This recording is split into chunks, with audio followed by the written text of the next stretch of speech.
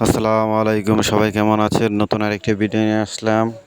ময়মনসিংহের গরিবপুর থানার ঐতিহ্যবাহী কেরামতি মসজিদ, ময়মনসিংহের জন্য নামকরা মসজিদ এটি।